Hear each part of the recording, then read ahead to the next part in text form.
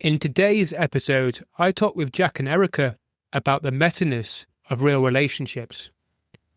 We talk about the power of conflicts and how conflict is a tool for growth, how curiosity can be used as a key to deeper connection with your partner, and how to create a shared vision of collaboration. Welcome to Man Quest Define Meaning, where we help men navigate modern life, find their true purpose, and redefine manhood. I'm your host, James, and each week, inspiring guests share their journeys of overcoming fear, embracing vulnerability, and finding success. From experts to everyday heroes, get practical advice and powerful insights. Struggling with career, relationships, or personal growth? We've got you covered.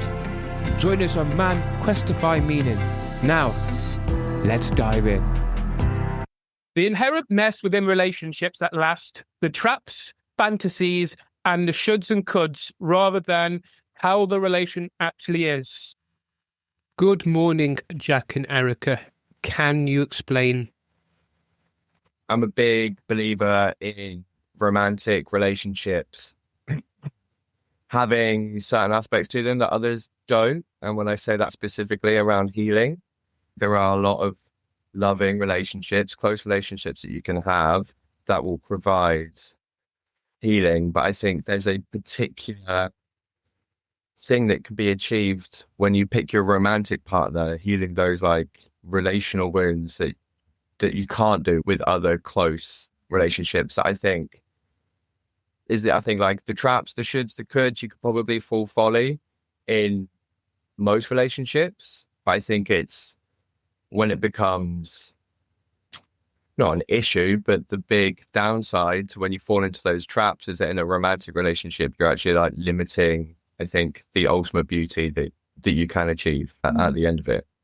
In terms of shoulds and coulds and traps and things, I think there's a lot there. So I'll just start with that sort of end piece of like where I believe you should be aiming to go with a relationship, and then maybe get into how it can all fall apart. What do you think?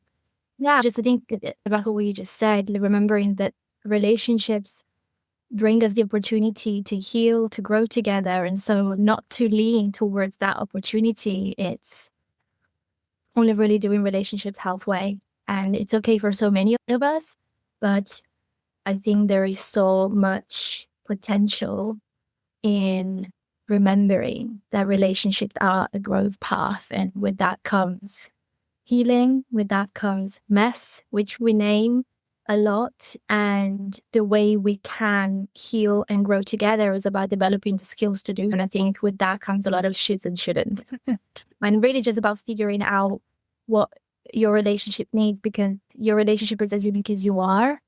And so it's really a path that you have to be prepared to walk, remembering that trial and errors can be useful, because that's where you learn to trust and you learn to navigate challenge together and really understand what each of you needs as a way of cultivating a stronger relationship. Yeah. So like within that, I hear there's the first big should that come across a lot, which is like, it should be easy. Oh, we love each other. We've been together 5 years, 1 year, however long it is, a long time or a short time. It should be easy at this point, and whatever's in front of us should be. And it's like, no, it shouldn't be. Yeah. It gets easier the moment you realize that it's not really supposed to be that easy. And when you tap into the acceptance and you have a feel for what it's like to lean towards a discomfort in a way that's supporting your relationship and not taking away from it, then you start to become more equipped and more competent in your relationship, competent on your partner. And so it becomes easier. And it's just like with anything else, I believe. Yeah, because it does hit harder, doesn't it? If you expect something to be easy and then you come across hardship, the problem is 10 times bigger than it actually is. Yeah.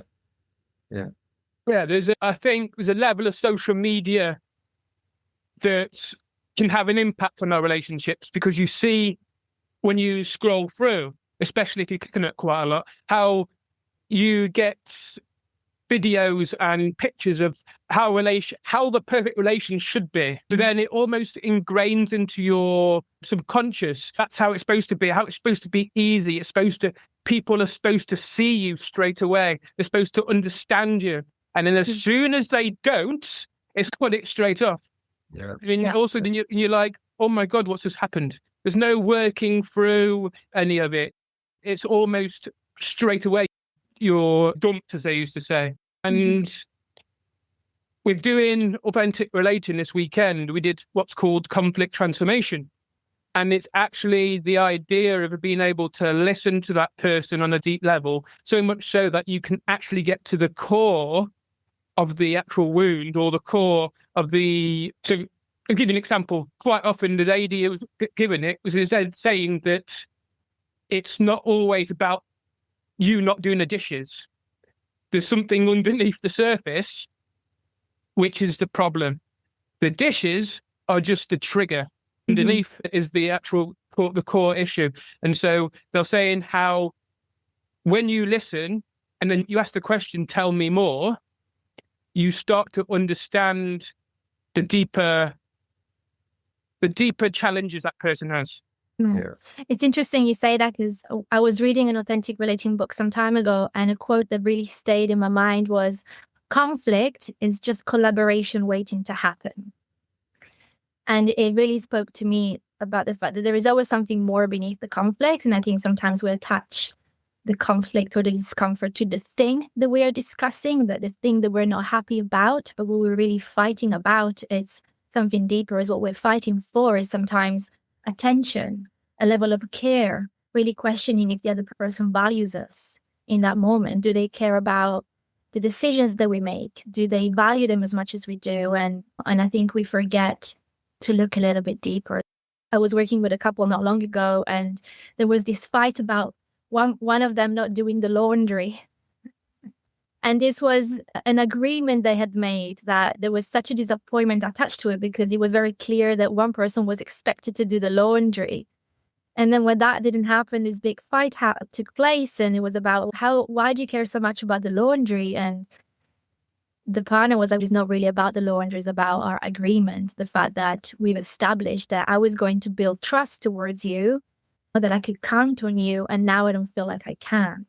And it's not about the laundry, right? It could be repeated in so many other different scenarios. So I think that's a really beautiful metaphor to remember for me, for us. Sometimes we still fall into that. Yeah. Just quickly, because we've already gone quite deep, quite fast. And the listeners out there, what's your idea of a messy relationship? Yeah, that's a good question, actually, because I think it's important to delineate between like healthy mess and what is unproductive. And actually, you mentioning social media, not only is it like there's the side of the relationships which are too perfect, I also see a lot of people torturing each other in relationships, and that becoming normalized. I can speak to my partner like this. If I'm annoyed at my partner, they can suffer my reaction, and all of this just splurging on the other person. So if I was to define acceptable mess for me, I think it's on a person-to-person basis.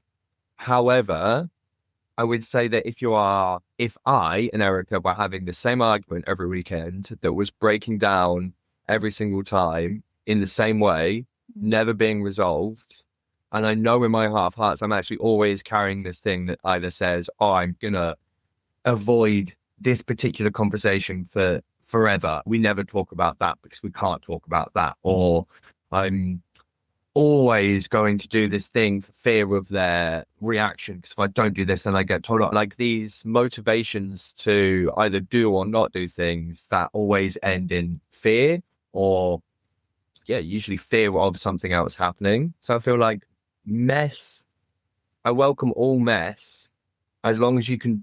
I think it's going to sound cliche, but it's like talking. Can you talk about it?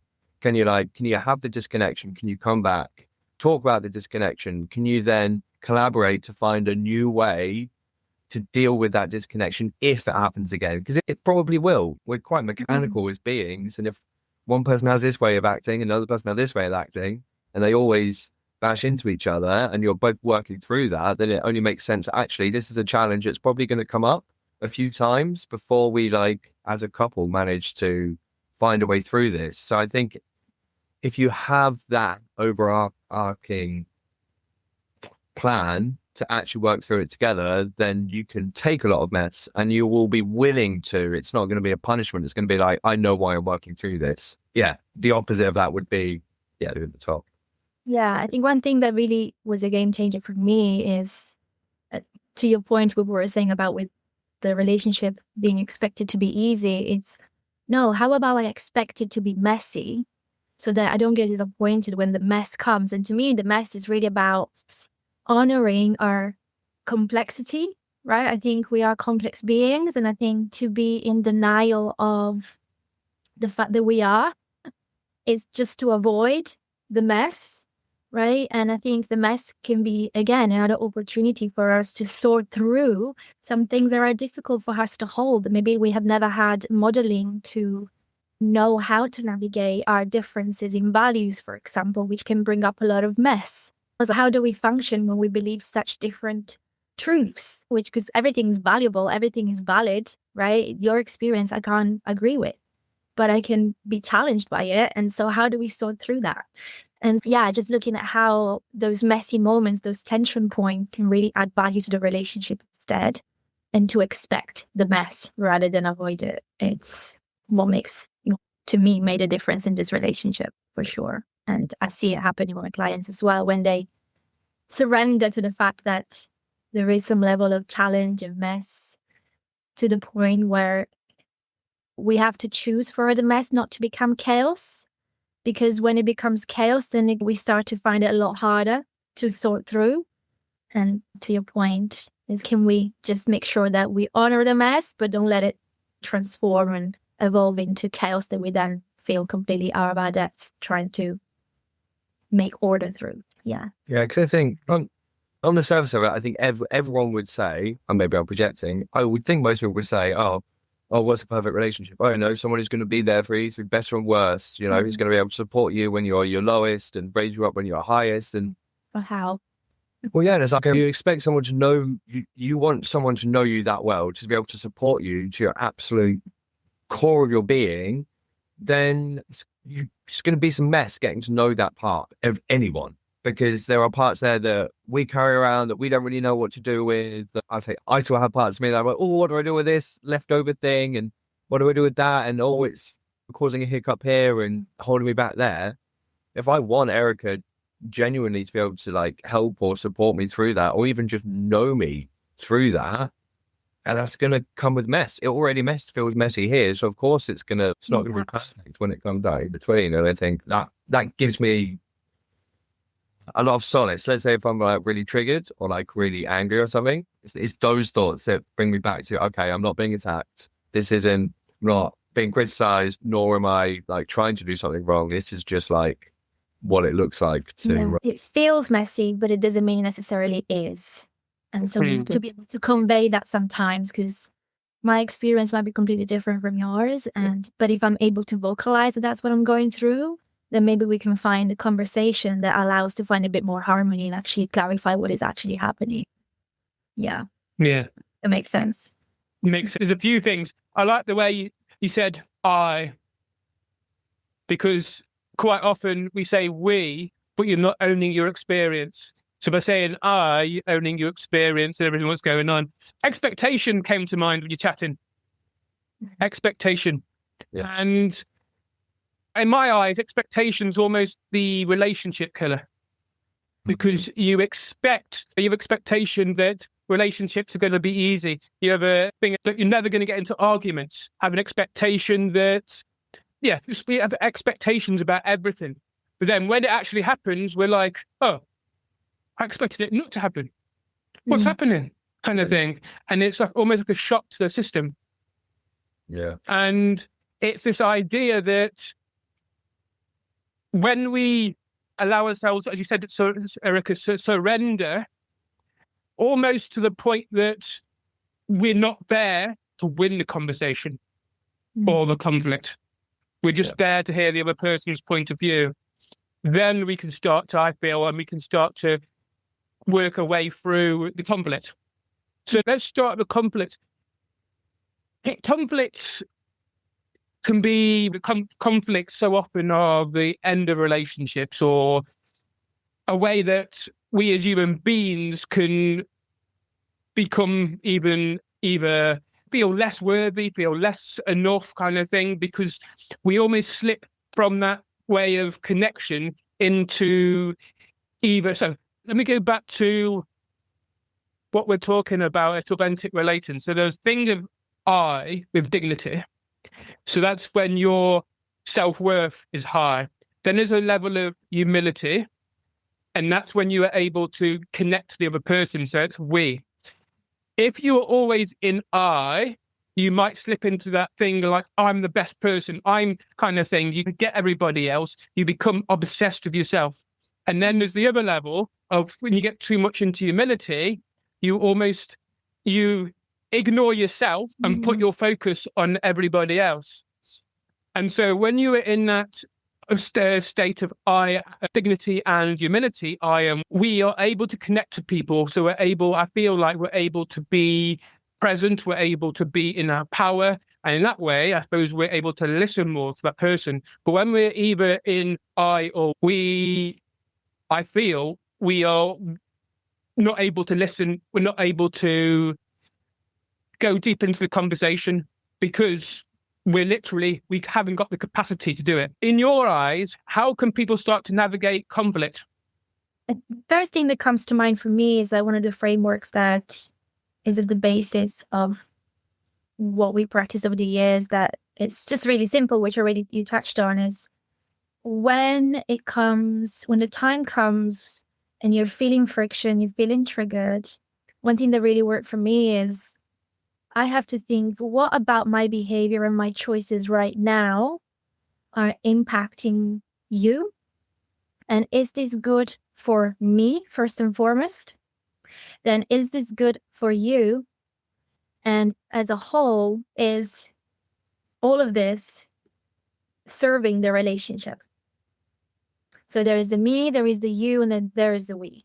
And I think it's, for me, building the skill to slow down in those moments of trigger and be able to tap into your own body and understand what is happening for me. This discomfort, it's to some degree useful because it's bringing me back to myself, but I have to be aware enough that I don't feel good right now. And so what do I want for myself that is going to contribute to your well-being as well as mine, and therefore the well-being of the relationship? And I think that pausing, that slowing down, and that cultivation of self-awareness in the moment, and then self-regulation, which then hopefully with time and skill becomes co-regulation, you start to take care of everything and build the capacity to hold it all. But it's a practice, I think. And I think that slowing down, it's at the basis of everything. You can't move through conflict when you're just jumping from topic to topic, you're trying to be right and make the other person wrong. That's just ego to ego, and I don't think that's the way relationships can thrive. I don't know what you think to that, or if you can, Yeah, I agree with all of that, obviously. Mm. I think the two simplest points I could boil it down to when dealing with conflict, added to everything Erica said as well, is one, have some boundaries in place to know when to stop the conflict. For instance, if it's like in Erica's scenario where they're going really fast, it's a million different events with different things, and you're not really sure where you are in the conversation, and it's just like heat and reaction. I think you need to be able to know in yourself when that becomes unproductive, because conflict's going to happen. That's fine. But if you get into a point where you are winding each other up so much that you're just ready to scream and shout, and then torture. One of you needs to be able to say, this isn't working right now. And that would always lead up to repair. So I feel like I concentrate way more on repair than conflict. I don't think there is a way to do conflict wrong. I feel like it's, in a way, it has some beauty because it's like this combustion that just happens. And as long as you can, like I said, keep within the limits of not letting it go so far that it's like chaotic and really hurting the other person. For me, that combustion is, oh, I'm reacting to a trigger right now or something like that. And then, yeah, just focusing on the repair. And by which it is as simple as setting a time to come back to the conversation when you're both calm and talk about it slowly, like Erica said, and try and strip away as much of the excess, all the ego and all the extras that was there, and just Make them make sense of it. happening. Like Erica was saying that she's really good at doing in the moment, but if you need the pause, it's like, what was I doing? How was that affecting you? How was that affecting us? And then Erica goes, oh, what was I doing? How was that affecting you? How was that affecting us? And somewhere in the middle of all that, you're going to find the truth and collaboration, and hopefully some soothing for each other. It's not about coming to the same answer, but the soothing usually comes with, okay, Erica, next time I shout at you, that I'm going to commit the next time I feel my own voice raising that I'm actually going to remove myself so you don't have to tell me to leave because the shouting is really intense for you. Maybe that could work. Or maybe, you. Yeah. Well, or maybe Erica is happy enough to be like, you know what, Jack, the next time you shout, I'm going to point it out, then I'm going to take a pause, because at that point we don't collaborate, and then we're going to come back. But it's about coming back. It's always about coming back to it. Like, with a vision of collaboration. Yeah. I think when we have moved through those moments of slowing down, pausing, maybe taking some space if we needed to, and then came back, it's okay, what is the vision for this conversation, number 2, right? Because we're coming back to the same conversation, but it's like the second version of it. Like, how do we envision this being different from the previous version? And to me, one of the things that work for us is, okay, collaboration. And we both have our own version of what it means to collaborate. So it's beautiful that we can bring our part in it and say, okay, this is what I understand about what happened, and it didn't feel collaborative then. What can we do to make it more collaborative now? And what do we need to remember for the next conflict? Again, not expect for it never to happen again. Say, what can we do today, right now, that is going to make our next conflict better? and that does, coming back to this is probably the only time I try and use the word easy, because I don't really like the word easy. But it does, in the long term, make things easier. Like, we had a conflict over the weekend, and even during it, I've got in the back of my mind, I know that this isn't going to get solved in this moment, but I know we are going to solve this. As opposed to someone who probably has experienced tens, if not hundreds, of unresolved conflicts, are going to have a voice that isn't saying, don't worry, you're going to get this sorted. It's going to say, oh, again? Really? I'm here again? Is this going to actually get solved this time? And the weight of every single unrevisited one is always there. So that's why it's so important. It's a practice, and it does make it lighter. It makes, better, lighter, maybe not easier, but More trusting. Could argue easier. Yeah. I could argue easier. More trusting. And I think what really should also happen in conflict is just holding yourself accountable to the fact that you haven't learned how to do it well. Like nobody really tells them that is okay. But if you are caring, you have your own and your partner's best interest at heart, it is your responsibility to really look at your part in the dynamic you're creating, even if you think they're 100% wrong, which is usually a moment of heightened trigger. Just always remember that there is two of you, and it's not you two fighting against each other. You are not each other's challenge. It's you two turning towards the challenge and moving towards it as a team. And that's where collaboration begins. And that really starts with taking ownership over what is it that am I doing that it's contributing to this friction?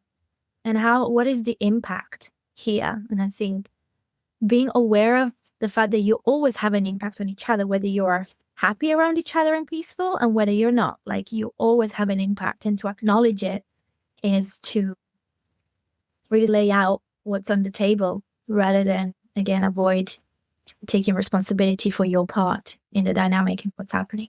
Yeah.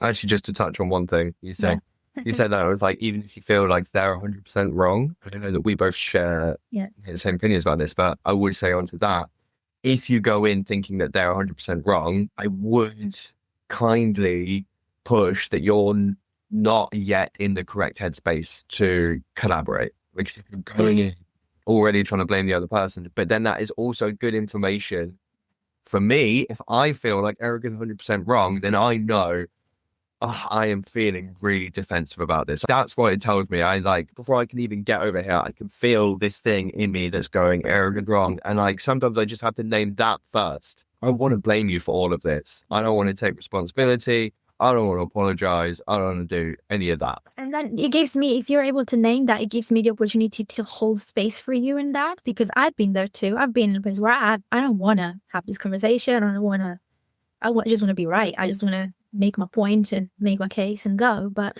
if we're able to name the trigger and what's happening in the trigger, which usually is, right, protection, self-protection, then I can see that there's some part of you that is somewhat scared to let me in or to bring up what's truly happening for you. Maybe you feel confused about what's happening inside you and you feel the need to defend, but I want to get curious about that. And I think it's a way of taking ownership is, okay, I'm going to take ownership over my own defensiveness right now, because I realize that it's not good for me, it's not good for you, and it's not good for the relationship.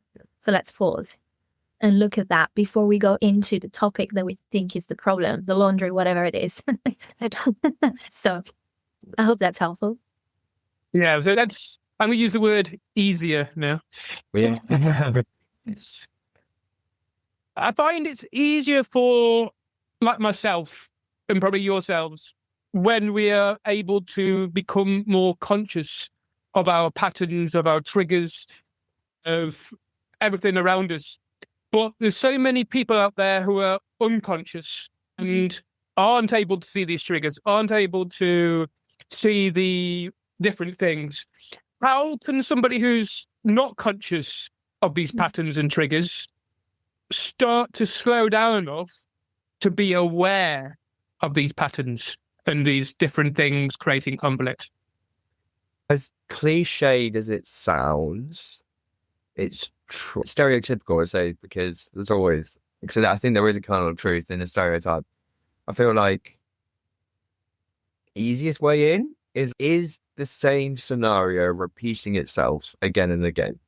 Is every argument I have feeling the same? Or this person was rude to me. Everyone's always disrespecting me. This person disrespects me and that person disrespects me. And every conflict I'm in is because someone's disrespected me. Or every partner I've had always up in the same way. They always cheat on me. I've had 5. They always cheat on me. I feel like I've known a lot of people, and it also has happened to me. It's like sometimes when you actually sit down and look at the repetition of events, that's a pattern. And then the next question, is this every other person on the planet behaving exactly the same, putting me in the same situation?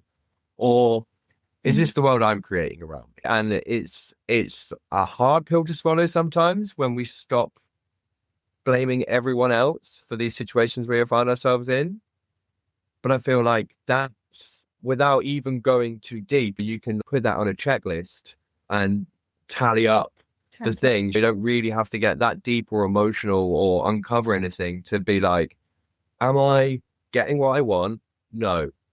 Do I keep on getting the same thing I don't want? Yes. Is it me? And even if it's just that one question, because in that moment, although I may not feel comfortable to say, oh, it's me, or it may not even make sense, at least at that point, you have a choice. Because if it's always coming externally in, you have no power. I can't change anything coming at me, but I have everything I can change about what's coming out of me. And so it's like the tiny introduction of, I actually can do this differently. I'm not just at the whim of other people. So I think for me, that's a really logical way of getting into it, which doesn't have like loads of fluffy language or hard concepts, or you have to get in contact with the inner child or remember the first time you ever got angry or any of that. Is quite statistical and maybe a bit easier in for someone who's like looking into a way that makes sense, makes tangible sense. Does that make sense? Yeah, I was thinking about when I was it slowly began to decondition from my own victimhood, because I realized that I was the common denominator in all the dynamics I was creating in my life. And that is something that was very hard to move through. But ultimately, what happened for me when I went from being very unconscious and just blaming the world for my own problems was instead of, luckily, I had a couple of people in my life who had the courage to come to me and let me know that I was having a negative impact to some degree. And I'm very thankful for that. It was incredibly hard to receive. But I think if we have people in our life who have the courage to come to us and bring this to light, because oftentimes this behavior is in our shadow, right? It's not a conscious way of behaving. It's something that we are used to doing because we have learned it from our past relationships. And this is the only way we know how to navigate life. And if somebody comes to us and courageously comes to let us know, that can be really harsh, like you were saying, on our ego. But ultimately, especially when you have more of those people coming to you, you start to also take it on board, right? It plants a seed in your own awareness. And that's what happened for me. I was lucky to see that. And also what that helped me see is that I was in deep pain. I was keeping myself in a place where I was not happy with myself. I didn't really know who I was, and I didn't know how to navigate my internal emotional states. And so I was projecting all of this anger and frustration and the pain out into the world. And it came to a point where I just had to snap myself out of it and hit rock bottom. And had to say, maybe I'm the common denominator in all of these dynamics. And so I think pain, it's a really great point of reference to look at, okay, where is it that I'm continuously experiencing this level of pain or discomfort? And what is the connection between all of these events that maybe create these painful experiences? And how can I make sense of it? And I think making sense of your own experience is just one way of becoming more conscious of what you need and what you don't need, which is reflects to what you just said, I think. But yeah, I just felt personally, I was sick of hearing my own voice complaining over and over. And that was my journey. I don't know if it's the same for others, but I think we always are a little bit conscious that complaining is not good for us. If you're caring for yourself, even just a tiny little bit, then think about, what is it that I'm doing or not doing that is contributing to this pain I'm feeling? And how can that be different? How can I care for myself better? And sometimes that means being more honest with yourself. That's powerful. I think that being honest and accountable are two key things. And I think sometimes the honest truth, even if it's heard from somebody else, can be pretty raw. And quite often it can hit you and it can take you to rock bottom. One thing you mentioned earlier was space, Erica. Now, I want to clarify something. I want to understand. So I feel like as we become more and more conscious, especially in the spiritual realm, festivals and women who do spiritual kind of activities, that kind of stuff, there's a sense that men have to hold the space for women. And there's this idea that for men, it's almost quite often not received in the same way. So women feel, it's probably a judgment. This is probably a judgment coming out. But there's an idea that when women want to be heard, they want to be listened to properly, as in they want somebody, especially if they're in a relationship, a man to be there, present, to be there, deep listening, so that they can almost understand from a level of emotion. But quite often a lot of men struggle with that level of emotion, and so they can't understand how to do it. But then also as a man, sometimes I need to be able to be heard because I might have something really deep. But a lot of the women that I know is almost like saying that we should be in men's groups. That's why we should be doing our stuff, rather than allowing them to hear who we are. But then I feel as though there's also a level of holding space for us, but not for us to go with all our shit, with all our shadows, with all our stuff. So the question is, how do we find that balance from a man's perspective and from a woman's perspective of too much, too little, and finding that kind of fine point. Yeah, that's such a big topic. Yeah, I'm just noticing right now when you mentioned about women telling men to go to men's group, I felt a little bit triggered there because I think what we need is healthy relationships, whether it's with men or with women. And I think what we need is to build the capacity and the skill to listen so that the other person feels understood. And that's it. And I think when we build that capacity and that skill, then everybody gets space, the space they need to feel held, and therefore build more capacity to hold the other person too.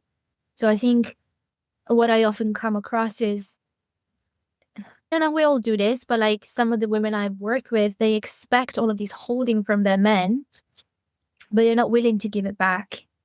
And I'm sure men do that in other ways. I don't think it's necessary to separate the two, but I think just do not expect something from the other person without being willing to give it.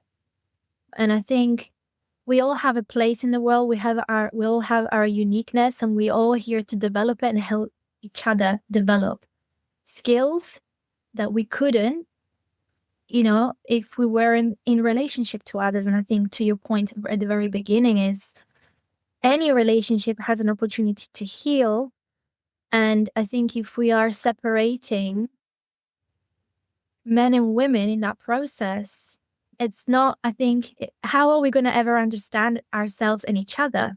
It's through the other person that we understand ourselves, and we are completely different, but we also have human traits that we share. And I think the beauty is be able to hold space for each other and to be the container for each other at any given moment whenever we need it. And how are we expecting to be held by somebody if we are not showing them that they are safe being held by us? And I think with that really comes a willingness to want to develop that skill. And I don't know, there's so much more I could say. I feel like I'm losing my train of thought a little bit. But I think the point is focusing on relationships as a whole, despite the men and women thing. Men need holding as much as women. And I think if anything, one thing that really helped me as a woman to hold space for you better is to remember to not expect you to know how to hold space for me. I have to teach you how I like to be held, because I have my own way of enjoying and truly feeling safe around you. And how can I expect you to just know without me teaching you, quite literally? And sometimes I didn't know how I like to be held because it's not something I received very much from women or men growing up. And I had to figure that out by myself, and also to trust you in receiving me sometimes in an unprocessed way, where I say, I feel like I need something, I just don't really know what it is. And I might be messy trying to explain it to you. And then conversation after conversation, I feel like you know pretty well what I need in certain circumstances, but we keep learning. And I had to get curious about you. Like, how do you enjoy being held and supported by me? And also, when do you need a little bit of challenge from me? It's like we have to figure it out. There is no one way to go about it. I wouldn't expect you to just have to go to men's group and do your own inner work, because my priority is to understand the whole of you, and so that I can feel safe knowing a little bit more what to expect and also what to ask of you, to understand your capacity to hold me, which sometimes is there and sometimes it isn't. And so I think really having that curiosity is just so precious, because we forget that we all have our inner world. We have our history and baggage that we bring into the relationship. And when we connect with someone and we let them into our lives, we need to remember that we subscribe to the person as they are, their past and their future self as well. So to stay curious and continue having these conversations and keep exploring who we are, it's a never-ending game. Yeah, I don't know. I hope that answers your question. But what do you think? That makes sense. Just quickly, what you said there, teach me how to hold space. Yes. Because I feel sometimes there's an expectation, not from just my end, from the other end, But we already should know how to hold space. And That's so a I think fantasy. it's almost, it's almost that level of teaching, as you said, teaching the other person, because we're all different. We're all different human beings. Yeah. Become an expert of your partner. Educate each other about what you need and want. Because most of us, what I find, we don't know what we want. So how do we expect the other person to know what we want and need? And I don't know. I think that's why I think being in a relationship where there is the intention to grow together, it's so beautiful, because that means continuously learning from each other. Yeah. Like yourself. So Yeah, no, it's a big question, and I keep on thinking like my answers are judgy as well. I keep on thinking, and I like Erica's separation from the. I try to a lot in relationships de-gender them, because I Yeah. do feel like a lot of emotional experiences are the same for men and women. Yeah. At the same time, I do also believe in whatever you want to call it, masculine energy, feminine energy, the divine masculine, feminine, whatever, these sort of archetypal things that generally give a skeleton to maybe some ways of being. But I believe everyone has access to both of those modalities of emotion. Yeah, exactly. Having said that, I do feel like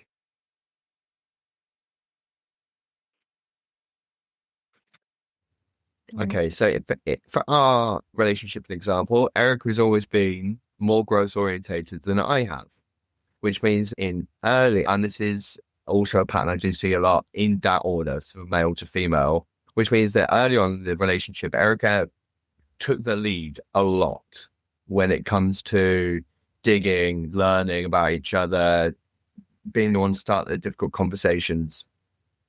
And you were actually really enthused in teaching me, and you gave loads of space, exactly how you described, teaching me how to care for you.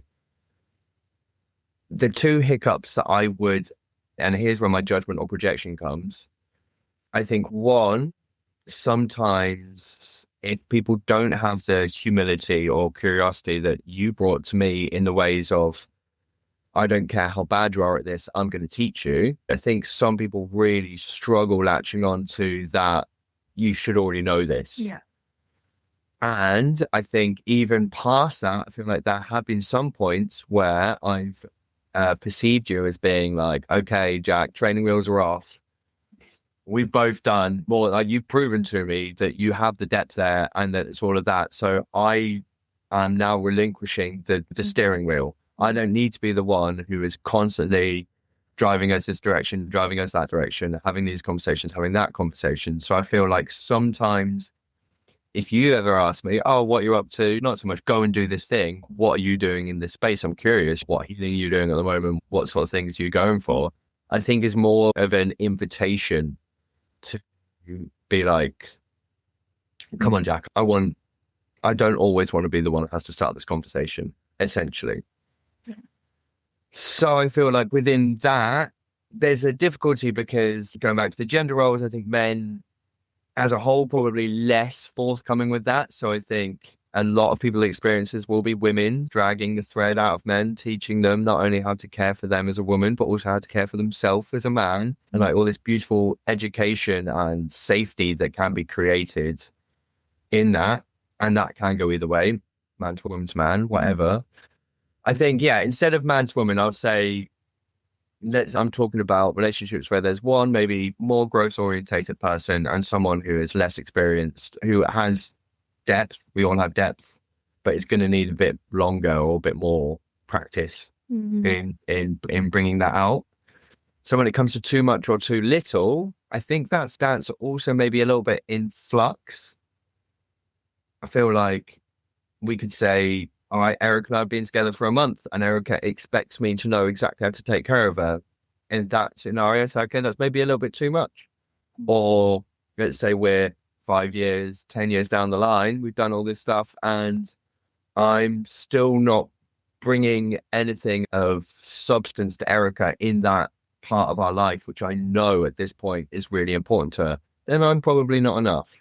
So I feel like I don't think there's any single answer to what's too much or too little, but I feel every individual couple should be able to come to that through discussion and like understanding and owning, as you said, their expectations of what the other person is going to be or show up as.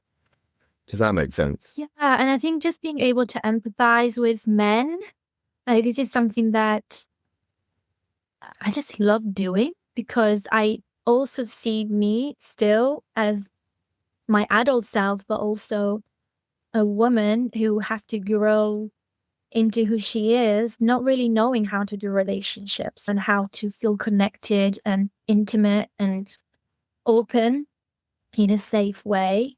And so how can I expect to bring to you all of these parts of me that still need healing and growth and forget that you probably have the same? Like you have your own hurdles and unconscious patterns that are not serving you and they're leading you to behave in a certain way or walk away from me when you feel overwhelmed by my big emotions. And I have to respect that. I don't want to judge it. I have gone through a period of time where it was really frustrating when that kept happening. But I had to ask myself, what can I do differently? And maybe the way I'm coming on to you, it's not impacting us in the right way. So what can we both do differently so we both really hold each other in the tenderness? Because it's the moment you start judging the person for not doing the thing that you want, expecting them to just know how without educating them. And I think that's just not fair. I don't think that brings harmony at all. And I think for me, our priority is harmony. And for that means want your input, but also understanding that I need to put input into bringing harmony into your life. And we just figure out from there. So I don't know. I hope that again answered the question. Really, is it? Yeah. How would you approach that though? Because it's one thing being in a relationship, and Yeah. I could been through 5 myself, and there's that the first probably I don't know month, 6 months. There's that period where you're just having fun, you're enjoying each other's company. There's almost sometimes little exploring. How do you go about becoming more curious, becoming really trying to understand that other person from a deeper perspective? Oh, that's interesting. First of all, I think you need to know, do I want to? Do I want to know more about this person? Because I do. That's just maybe who I am. I need to understand who I am signing up to. Like I want to understand what's going on for you so I can support myself also. It's maybe like a self-serving thing. I think the more I know about you, the more I can understand how to best show up for you so I can become a better version of who I am. And that curiosity is something that one, I think, needs to have. But also, why do I want to know more about this person? What am I really curious about and why? How is this going to support me and us in the future that we are creating? And if anything, just being aware of the fact that the initial stages of a relationship are this place of fantasy a lot of the time, and a place where we bring the best selves forward, but also knowing that there will come a time where challenge will meet us. And again, do not expect things to stay the same. It's one way to go about it and say, what are we going to do when things in life happen? Maybe we're losing someone in family. Maybe like we need to change job and location. What are we going to do when the boat is being rocked? How are we going to navigate that? If anything, actually, one thing that I suggest to my couples, especially at the beginning of their relationship, is do hard things at the beginning of the relationship. Do something challenging together. Go and climb a mountain, I don't know, and then see, how are they showing up for you? How are you showing up for them? Do you feel that you are already collaborating well together in this specific scenario? When you do hard things right from the start, then you naturally the curiosity has to come because you're figuring each other out in a moment where maybe you feel a little bit insecure. And we don't want to feel insecure at the beginning of the relationship. We want to feel like we know that we're carrying ourselves with confidence so that, again, we don't have to bring forth all our baggage and therefore not risk the rejection. But ultimately, again, expect that sometimes you will feel rejected, and that's also okay. And it's how you build resilience. But doing hard things as early as possible in the relationship is one way to develop natural curiosity, bring clarity to the dynamic, I think. I don't know what your thoughts are on that, Jack. Yeah, I like what you said about it like naturally appearing. I think for me, yeah, I love like the honeymoon stage or whatever you call it of a relationship. And I feel personally, I love the fantasy in it. I love the ease of it. I mean, there's that word again, but there are not many stakes. It's all enjoyment. And I actually think that in that moment, we are our most naturally curious. I feel like if someone's really infected you with the love bug or however you want to put it, then you're curious. You're like, oh, I want to text them. I want to go do these things. All of that wonderful stuff. I feel like the challenge is then when the first obstacle comes, when the first hurdle comes, how much of that curiosity can you hold on to? Because as soon as things go from happy days, sunshine, doing fun things to, okay, here's our first serious encounter, that curiosity is the first thing to, and in any conflict, at any point of your relationship, I would even say, curiosity is the first thing to go flatline. And as soon as that flatline, it is a slippery slope because suddenly no one's caring about what's happening in front of them. Only what is happening here is mattering. So yeah, I personally don't stress too much about becoming curious. I know that's a natural part of me when I am in love and like wanting to put into that. I feel like more I concentrate on is how do I maintain that curiosity? How do I use that curiosity as a force for good when things do get difficult and hold on to it? But I wouldn't try too much to like inject it. I think it comes naturally. And I actually think the first conflict is a really good opportunity. Actually, you can have your fun. Oh, here we go. First challenge. How are we going to deal with this? Then you have this gateway. Because I suppose that the thing that I'm afraid of is telling people, oh yeah, within your first 6 months of relationship with someone, you need to have all of these things checked off and you need to be asking about their childhood experiences and this and that. I'm not saying you can't. If the conversation goes that way, then fine. But I also think that stuff will come. All of that is going to show itself unless you just want a surface level relationship, in which case you could just hang around up here and never go there. Every time conflict comes, you just separate, disconnect, regulate yourselves and come back and never talk about it again. Buy each other a pint or go on a holiday and forget about it all. You can operate on that perfectly successfully. Many people do. Yeah. But if you're someone with the proclivity to go deep, then it's almost unavoidable. You're going to go there because it's just in you. And I think to add to that as well, while you were speaking, I was thinking about values. I think values work, it's really important. And I think most of us in this world have somewhat come across the idea of values.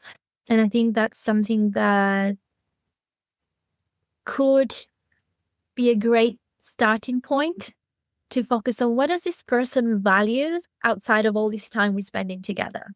What do I value that it's important to me that I want them to know about?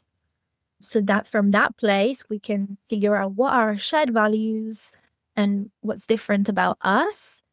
And I think that's really important. Fortunately, I know people that are together for 1, 2, 3 years. And then after being together for so long, they figure out that one person wants children and the other one doesn't, for example. It's like, how did you not have the conversation, for instance? And that's such a big topic. Do I value the family unit or do I not? Do I just prefer being an adventurer for the rest of my life and not think about children? And a lot of people are scared to have those conversations. And I think if you are scared to open up to the person you love, then you're not really that close. You're not really that close. And so look at, again, what are you fearful of? And can you get curious about your own fear and then learn to open up and maybe think, if I have fears, maybe they do as well. Can I get curious about that? And it's all going back to that self-awareness, right? Do I know what I value? And then if I do, then likelihood is that I will have some level of curiosity towards what they value too. And that's just everyday stuff. I think that's a bit easier maybe for people maybe haven't dived deep into the relational development world. But It's something that I think we should all think about. What are we just valuing? But considering as well that values change in time. And so one can also get curious about that. Like, how do you move for change? What is a transition in your life that you've gone through that created serious impact in your life? I want to know about that and learn about their past in a way that doesn't have to dig too deep into their childhood traumas. But there are ways to get to know somebody by asking good questions, I think. But I think that begins with starting to ask good questions about ourselves. Become playful about and Yes. become curious. During Authentic Relating, we played a game about being curious. And the game was, you asked your partner questions and they wouldn't answer the questions. They'd give you a number out of 5. 5 being the top. It enlivens him. It makes him feel like he's feeling great. And 1 being like a bit bored. So they'd ask you a question, you would rate the question, and then you'd move on. But it would almost become a game of trying to get a 5. So it'd become exciting. You'd say, okay, how can I ask better questions? What can I do? And then you hit a 5, you or a 4 or 5, shall I say, you could understand then, okay, this is the area which might bring a lot of aliveness into the conversation we're having. And so perhaps that would be a good way to take into a relationship initially, to find out what really enlivens them, what brings them joy, kind of thing. And but I think being curious is sometimes it can be, being curious is quite a big thing, because if you don't know how to be curious, especially if you aren't connected to your childhood. So I think as a child, we were always curious. Most of us were always curious. And so how can people start to build that sense of curiosity? What kind of things can they start to do, apart from that game, that can can help them to cultivate a bit more curiosity in their life? Good question. You alluded to it. Something that I have had to think over the years is, when did I stop being curious? Because I knew that I always was curious, but I think there was something that was blocking me from being curious. So just being aware of the fact that most of us come into this world with this innate curiosity, and then something happens. And to me, what that thing was is that at school, I was primed to answer questions, not to ask them, for example. So to ask questions a lot of the time and to get curious was often an inconvenience.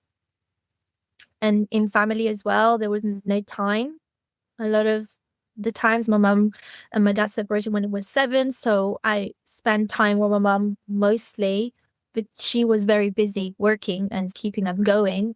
And so there wasn't a lot of time for her to answer my questions. And so I stopped asking. And I realized that this is something that I had to work through over the years. And so that was my pattern. But I think we all go through that to some degree. We are primed to answer questions, not to ask them. So just looking at that, just to clear maybe any blocks that we might have, could be a nice way just to create space for new curiosity or to reclaim our curiosity. And then genuinely think about, what do I care about? What brings me joy? What brings me the thing that I value? And what does that mean? And I think just starting to ask questions about yourself, it's really important. But I don't know how you would go about it. What you just described in the game sounds really playful. I think for me, it started when I started to dig deep into my own blocks and realized that I was connecting with people who were really inspiring. They were asking me really good questions. So just keep your eyes and ears open and listen to other people. Get inspired by others as well. Like, what is their way of navigating the world? What questions do they ask me? A lot of the questions that I now ask people came from somebody else asking me that question, where I felt, oh, somebody's genuinely curious about me. So just staying alert and value the people who are curious about you, because I'm sure there is somebody out there who's asked you a question at any given time where allowed you to open up a little bit more. And that's something that you can pass on. So just really look at your current experience and previous experience to start somewhere And then think about, what do you enjoy about people asking you questions that maybe you want to recreate in somebody else's experience and care in that way. I don't know. I think we just developed it in our relationship because we had problems and we wanted to sort through them, and we had to get curious if we wanted to figure out solutions. But I don't know. What do you think, Jack? Do you have any thoughts? I think I just agree with what you said about it's probably based off values. It's easy to get curious about what you value. So I think if people are looking to get curious, then you need to understand what it is you want to get curious about. So although I do agree that we had to get curious to make our relationship work, at the same time, we both valued that high enough to care enough to want to understand what was going on. Because, like I said, I don't want to just completely repeat what Erica said, because I think she pretty much nailed it. But it's, when you receive curiosity and that feels good, that makes you want to be curious. When you give curiosity and it helps you understand something and you like, that then leads on to something good, is, oh, okay. And once you start feeling how curiosity can actually help you, how it's getting you to places that you couldn't get before, it's, oh, okay, cool. That's just it's just what you do. But I do think probably number one is the values thing. We want to know more about what we care about. I love this TV program. I'm going to learn about how it was filmed. The cinematographer, I'm going to learn about the actors because I care about it. It's that simple for me. It's like, if it's in here, then you're going to want to know more about it. And then it's easy to tap in. The only obstacles then become, how do I get curious about a person? It's easy to look up a TV program because I just type. Then you have the new, maybe, ways of being curious, but it just boils down to question, I think. It's so interesting when you were talking about the movie, you were like, oh, I want to know everything, the details about how it was made. And I was thinking, oh, I'm just wanting to know, why do I love it so much? How does it make me feel? And we're just different like that. So for me, yes, it's, I don't know. Why am I curious? Why do I like this thing? Why do I care about this thing? And therefore, if I'm having this experience, somebody else does as well. So can I enrich my life by getting curious about someone else? And one of my high values is learning and self-development. And I enjoy learning, not just from books, but mostly from people. It's much easier for me to ask a question to someone and ask them, how do you do this thing? How do you feel in certain scenarios? And how do you navigate that? Because that will teach me a lot about how I can show up differently. And it's an enriching process. But again, we're going back to the values thing. I think the values thing is definitely at the core of curiosity and how to begin. I think I almost feel like curiosity requires space, almost about changing, because I think in our modern society, we're always on the go, especially, I'm going to kind of justify men as a whole. Men love to be doing stuff. It's almost ingrained into them over the years. And it's almost, to become curious or something, we almost need to slow down, find that space, and almost not label things. We tend to label things. So there's a lamp, there's some curtains, there's a laptop, there's a door. But we've almost labeled them straight away. But if we almost take that label away and look at it a little bit different, that lamp could be a portal to another realm. And all I do is jump straight in. Yeah. And so and that almost brings in a level of imagination as well. So becoming curious, imagination, and almost, when I've started to connect to people more on a more deeper level, I suppose there's two things. I almost see myself in that other person as a reflection of me. But then also, and then I get caught in the trap of what's going on.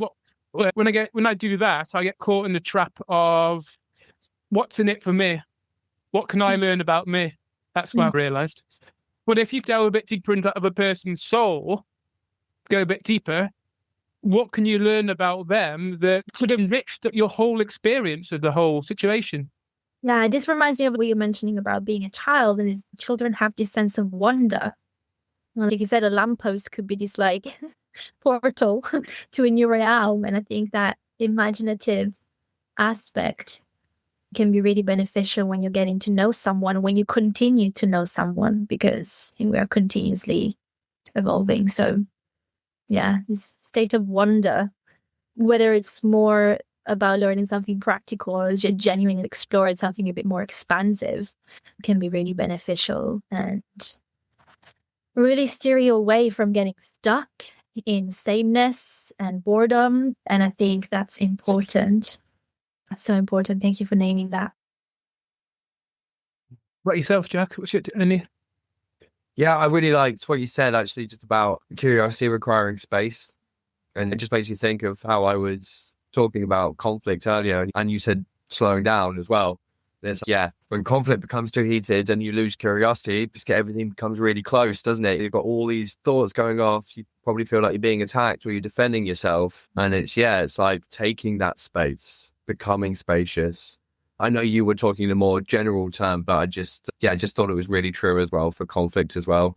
Slow down, regain space, regain curiosity, and then take that back in. And I love that. I never thought of it as a space thing. Thank you. But yeah, I like imagining it. It is spacious for sure. It's very free. And curiosity is free. It makes you free or provides them freedom.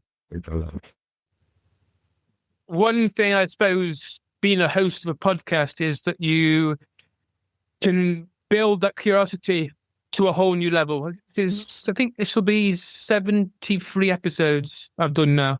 And so I think you naturally build that curiosity because you've got an hour to spend with this person, these people. And so you've got to think, okay, I don't like reading questions because it becomes a bit it just becomes a bit robotic. So becoming curious, picking things out of conversations. And I think being a host, you naturally build that curiosity and that sense of imagination as well. But at the same time, I do notice initially when I usually start off, I'm usually quite in my head and I have to become aware of that. And so I have to allow myself to drop myself into my body. So then when I'm in my body and I'm in my heart space, I'm able to interact with people on a whole new level kind of thing. Just to finish off, Erica, you mentioned about vision of collaboration earlier. That for me, that was quite profound because we have a vision for ourselves quite often of what we want. But when you have a vision of a relationship, when you work on it together, you have a direction. So then naturally, I think that sense of curiosity, that sense of conflict transformation, that sense of wanting to learn more about the other so that you can go in the same direction becomes a whole new powerful way of thinking, a way of being. And so how can people start to create a vision of collaboration in the relationship? That's a good question. As you already said, we all have a vision for ourselves. And when I reflect on my experience entering this relationship with Jack, I wanted to do this relationship differently. And for me personally, I had realized that in previous relationship, had all these expectations about what I wanted from the relationship, which are actually unspoken expectations that I didn't really know I had. So I had to get really clear about what did I want this relationship to be different about? What needed to happen for me to get a different outcome and ultimately feel safer and more connected to the person. And so I had to really come in and have an honest conversation about what I needed and wanted, what was my vision for how I wanted to feel and experience in our connection. And that was, I think, the foundation, because I knew what I wanted. But then again, bringing in curiosity, I needed to check in with Jack and say, what do you want? What is it that you need from this relationship and from me specifically? And what about perhaps some long-term vision? Because we don't just enter a relationship. I guess what I must say is that most of us have been given a model, right, of what a vision for a relationship is, which is get together, get married, have children, buy a house. And so that's what we think, that's the vision, because that's what we unconsciously live by a lot of the times. And that's what I thought in my early 20s. That's what was going to happen for me. But there's so much more to that. The relationship is not the things that you build around it. It's how you feel in it. I think, and what you're moving towards together that really counts. And so I think that was different for me. It's like actually pitching my own version of the vision that I want. And it really felt like a pitch. I was like, I'm pitching you this because this is what I want. And I'm not saying I'm not going to be able to be flexible around this, because ultimately I need to respect that you will have your own version of what you want. And so how do we merge these two things? And if we don't know, can we bring each other clarity about what we want and what we're moving towards? Can we also be aware that our vision might change? Like, just because we say we want something today doesn't mean we're going to want it in 2-3 years' time.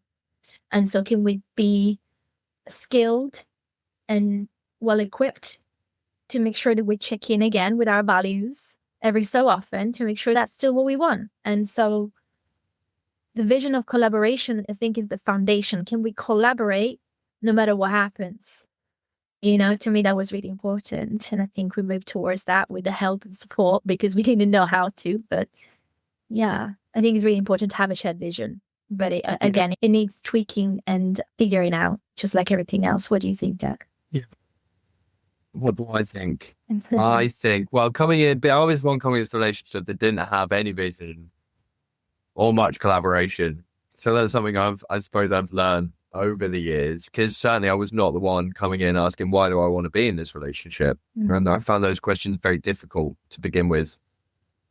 But what I really love about what you said is, I can't remember how it was, but it was like, the vision isn't everything you build around the relationship, it's how you feel in it. And you're right, so many of the details of life are always in flux, where we live, what we do for a job. Obviously, touch on that afterwards. So I feel like the important things for me for vision of collaboration, seeing as having said that, was actually like the regularity of having that conversation. It was never so much of being like, oh, I want this answer, Jack, you have to come up. Where's your 10 things? But it was just always coming back to that, especially in times where maybe we were struggling, might be a hard word, but maybe just those opportunities, insecure, when you have those opportunities to pause and you think, okay, what are we, and you reflect, and actually just having that conversation of where are we heading? What do you want to achieve in the next 3 months? How do we want to feel in 3 months' time, or in 6 months, or this year? So I feel like it's, because for me, it's still a bit of a scary question. And I feel like on any given day, I have a time scale in which I'm happy to answer that. As in, today, I couldn't say where I want to be in 10 years, but I can say how I want us to feel when spring comes. Winter being usually our hardest time of year. More focus right now is like, how do we maintain the practices and connection that keep us strong throughout a season or seasons that we have historically struggled in? So yeah, I think for me, that still feels like a bit of a scary question, because I'm like, not that. But then, as you said, the scary bits for me is like maybe the practicalities, like where am I going to be in 10 years, rather than how do I want to feel. That to me is a lot more accessible. Having said that, on the other side, I do think questions like, do you want kids, are like, you really need answers to those ones. Yeah, there are some big questions, practical questions that you definitely need to be able to. Obviously, you can change your mind, but you need to have an answer. And I think children, I think, is really the only one I can. Maybe something like, will you join my religion? That would be another huge one. Are we? Again, about values, right? Yeah. Are we going to open a shared bank account? These like Practical, very practical, very things that are genuinely going to affect you every single day. Then yeah. I think there's like the macro vision and then the micro vision, which is like something you have to keep up with and check in on every so often, and just keep that in mind when you encounter. Even it doesn't have to be just in romantic relationships, I think, as well. It's like friendships. Like, what is our vision for our friendship? It's just a beautiful conversation you could have with somebody you plan to have in your life for as long as possible. What do we, again, value? What do we enjoy? What brings richness to our life as individuals and as a unit, whatever that unit is. And we certainly, I think that's one thing we should do more, actually. Pitch each other the vision that we have, and then see where those two merge, and then co-create something really special and unique. But again, the continued conversation is so necessary, I think. Like Dragon's Den, you're pitching. Yeah, exactly. Yeah, that's Jack, I'm in agreement with you. I think vision can be quite a scary thing because, from my own perspective, when you start to have a vision, there's almost that sense of commitment. And almost in the back of my mind, it's saying, what if something changes? What if? And so I suppose having a feeling of how you want to feel is a lot easier for me to hone in on than what do I want to be doing in 5 years' time. I'm very flowy, and I'm starting to learn to be more in the flow. But at the same time, I need to be a little bit more disciplined. But there's that idea that with regards to where I'm going, yes, the podcast and where the podcast's going, but with regards to other stuff to do with work that I want to be doing or kind of thing, I don't have a clue. Relationships. In the back of my mind, I have an idea, but it's quite hard to vision kind of thing. So I think different people will have different viewpoints and different ways of being on that side of things. Thank you very much, Jack and Erica. It's been an absolute pleasure. Thank you, James. Yeah, thank you. Been so fun. Thank you. Thank you. Thanks for tuning in to Man, A Quest to Find Meaning. If today's conversation sparked something in you, take a moment to reflect, then take a step. Remember, real growth comes from action, Not just insight. If you found value in this episode, share it with a friend, leave a review, or reach out and let me know what resonated. Your feedback helps shape the journey we're on together. For more conversations like this, make sure to subscribe and stay connected. You can also follow me on Facebook, Instagram, TikTok, and LinkedIn for updates, tools, and upcoming guests. Remember, it's not about having the answers, it's about daring to look.